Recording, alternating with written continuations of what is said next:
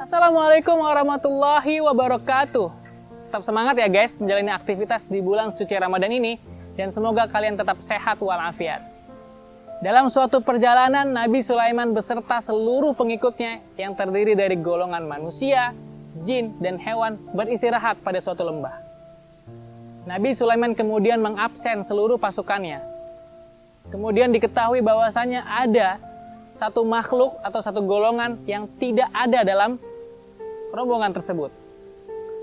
Tak lama kemudian, Hudhud datang, menyampaikan berita bahwasanya dia baru saja menemukan suatu negeri bernama Saba yang dipimpin oleh seorang ratu bernama Balqis. Ratu Balqis seluruh penduduknya menyembah matahari. Mendengar hal itu, Nabi Sulaiman kemudian mengirimkan surat melalui Hudhud kepada Ratu Balqis. Isi surat tersebut tertuang di dalam Quran surat An-Naml ayat 30-31. Mendapatkan surat itu, Ratu Balqis kemudian mengumpulkan pembesar negeri Saba, lalu bertanya kepada mereka, bagaimana? Apa yang harus kita lakukan?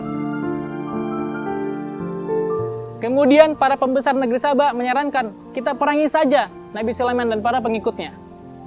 Sebagai ratu yang bijaksana, Ratu Balqis tidak mau terburu-buru mengambil keputusan.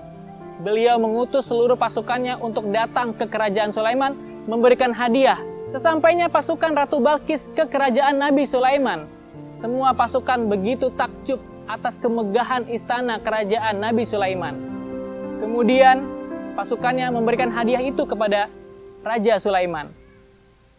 Nabi Sulaiman menolak seluruh hadiah pemberian dari Ratu Balqis dan menyuruh pasukannya untuk kembali ke negeri Saba dan meminta Ratu Balqis datang ke kerajaan Nabi Sulaiman. Sampai suatu ketika Ratu Balqis akhirnya datang ke kerajaan Nabi Sulaiman. Ratu Balqis begitu takjub atas kemegahan istananya. Bahkan di kerajaan Nabi Sulaiman, Ratu Balqis melihat singgasananya mirip sekali dengan singgasana yang ada di negerinya. Kemudian Ratu Balqis semakin terkejut melihat lantai istana yang terbuat dari kaca dan di bawahnya terdapat ikan dan air yang sangat jernih. Melihat kemegahan itu semuanya pada kerajaan Nabi Sulaiman, Ratu Balqis kemudian bertanya, bagaimana bisa engkau mempunyai istana yang begitu megah, wahai Sulaiman? Lalu Nabi Sulaiman menjawab, ini semua pemberian dari Allah Subhanahu wa Ta'ala.